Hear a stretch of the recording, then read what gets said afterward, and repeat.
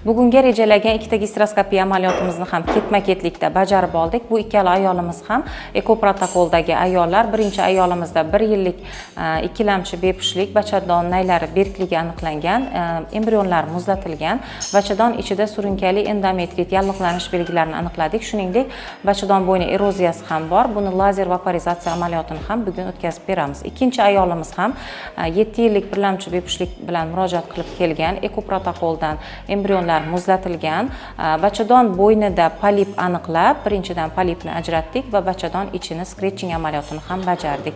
Keyingi oyda ikkala ayolimizga ham embrion transfer amaliyotlarini bajarib beramiz. Ayollarimizga, juftliklarimizga omad tilaymiz.